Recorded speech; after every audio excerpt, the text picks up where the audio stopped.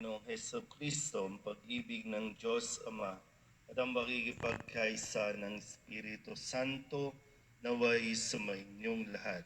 At sumayo rin.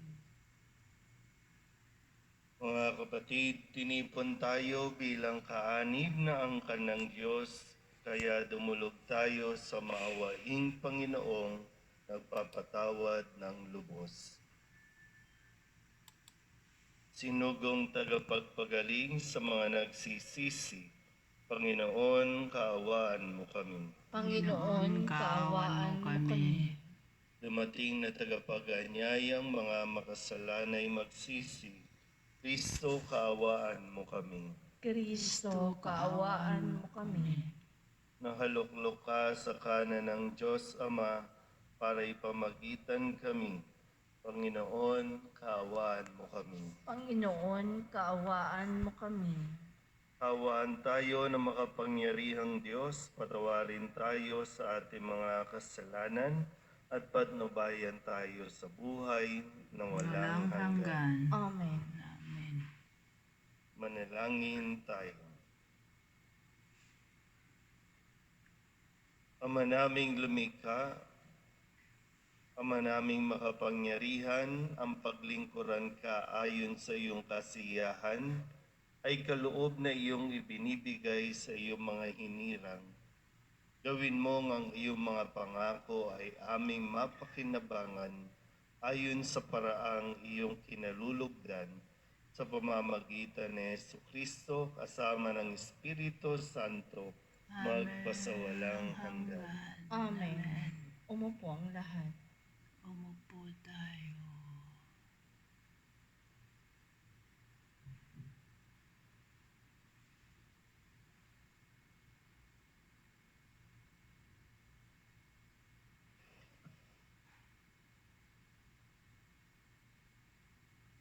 Pagbasa mula sa sulat ni Apostol San Pablo sa mga taga-Filipos.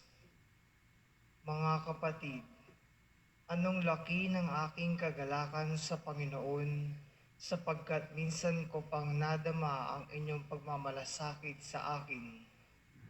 Pagkaraan ng mahabang panahon, alam kong hindi ninyo ako nalilimutan, kaya lang wala kayong pagkakataong matulungan ako. Sinasabi ko ito hindi dahil sa kayo'y hinahanapan ko ng tulong. Natutuhan ko ng masiyahan anuman ang aking kalagayan. Naranasan ko ang maghikahos. Naranasan ko rin ang managana. Natutuhan ko ng harapin ang anumang katayuan, ang mabusog o magutom, ang kasaganaan o kasalatan. Ang lahat ng ito'y magagawa ko dahil sa lakas na kaloob sa akin ni Kristo. Gayunman, ikinagagalak ko ang ginawa ninyong pagtulong sa akin.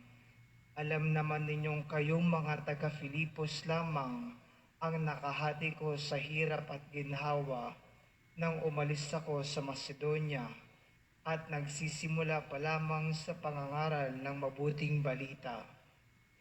Nang ako'y nasa Thessalonica na, makailang ulit ding pinadalhan ninyo ako ng tulong, hindi sa hangad kong laging tumanggap ng mga kaloob. Ang nais ko'y sumagana ang pakinabang na tatanggapin ninyo. Narito ngayon ang katibayan ng labis-labis na kaloob ninyo sa akin. Higit pa sa aking pangangailangan ang tulong ninyo sa akin, nadala ni Epaphroditus.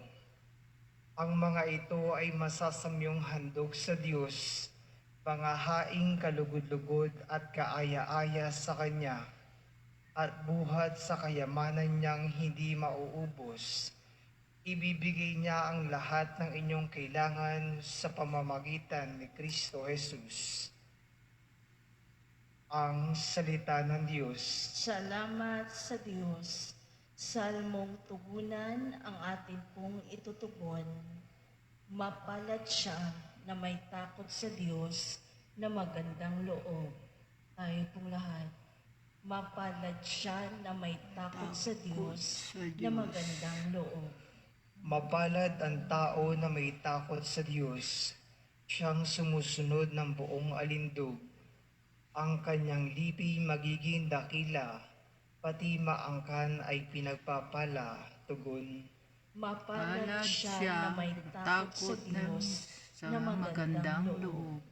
Ang magpautang nagiging mapalad, kung sa hanap buhay siya'y laging tapat. Hindi mabibigo ang taong matuwid, di malilimutan kahit isang saglit, tugon. Mapalad siya na may takot sa Diyos na magandang loob. Wala siyang takot, hindi nangangamba. Alam na babagsak ang kaaway niya. Mabait na lubha, lalo sa mahirap. Ang pagiging matuwid ay di nagwawakas.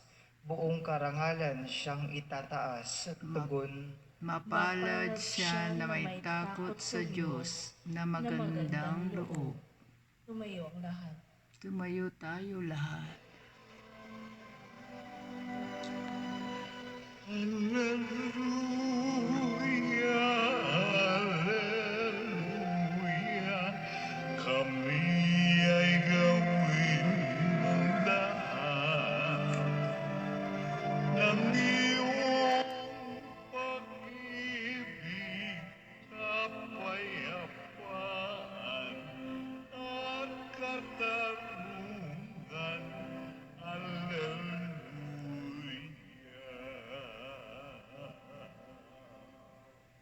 Sumainyo ang Panginoon. At sumainyo rin. Ang mabuting balita ng Panginoon ayon kay San Lucas. Papuri sa iyo, Panginoon. Noong panahong iyon, sinabi ni Jesus sa kanyang mga alagad, "Kaya't sinasabi ko sa inyo, gamitin ninyo sa pakikipagkaibigan ang kayamanan ng sanlibutan ito. Maubos man ito'y may tatanggap naman sa inyo sa tahanang walang hanggan. Ang mapagkakatiwalaan sa maliit na bagay ay mapagkakatiwalaan sa malaking bagay. Ang magdaraya sa maliit na bagay ay magdaraya rin sa malaking bagay. Kung hindi kayo mapagkatiwalaan sa mga kayamanan ng sanlibutan ito, sino ang magtitiwala sa inyo ng tunay na kayamanan? At kung hindi kayo mapagkatiwalaan sa kayamanan ng iba, sino ang magbibigay sa inyo ng talagang para sa inyo? Walang makapaglilingkod ng sabay sa dalawang Panginoon, sapagkat kapuputan niya ang isa at iibigin ang ikalawa, paglilingkuran ng tapat ang isa at tahamakin ang ikalawa. Hindi ninyo mapaglilingkuran ng sabay ang Diyos at ang kayamanan." Narinig ito ng mga Pariseyo at nilibak nila sa Jesus sapagkat sakim sila sa salapi. Kaya't sinabi niya sa kanila, "Kayo ang nagpapanggap ng mga matuwid sa harapan ng mga tao, ngunit nasasaliksik ng Diyos ang inyong mga puso. Pagkat ang itinuturing na mahalaga ng mga tao ay kasuklam-suklam sa paningin ng Diyos." Ang mabuting balita ng Panginoon. Pinupuri ka namin, Panginoong Heso Kristo. Umupo ang lahat. Isang mapagpalang umaga po sa inyong lahat. At mapagpala rin Huling kayo. araw po ng ating linggo, ng ika-31 linggo ng karaniwang panahon. Muli po natin na balikan ang mga mensahe na iniwan sa atin ng ating Panginoon sa buong linggong ito. At nawa ito ay tumimo sa ating mga puso't isipan. Hindi man natin mabasa ng ng gaya ng dati ang Biblia, pero kahit papano nawa ito po ay makatulong na manatili po sa ating mga isipan. Nung Lunes, ang sabi ni Kristo, ang kanyang paalala sa ating lahat, kung ikaw ay maghahanda ng isang malaking salo-salo, ang mga pulubi, mga bingkaw, mga pilay, at mga bulag ang aanyayahan mo.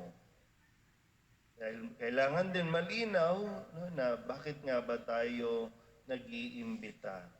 Para ba tayo maimbitahan din? Para ba tayo magantihan pagdating ng araw? Yan, sabi niya, kapag ito ang mga inimbita ninyo, hindi nila kayo magagantihan. So, malinaw na kaya ka nagkain, kaya ka nagbigay, dahil gusto mo talagang magbigay at hindi dahil naghihintay ka ng kapalit na pagdating ng araw, iimbitahan ka rin nila. Nung Martes, ang sabi ni Kristo, mapalad kayo kapag dahil sa akin, inaalimura kayo ng mga tao, pinag-uusig at pinagwiwikaan ng lahat ng uri ng kasamaan na pawang kasinungalingan.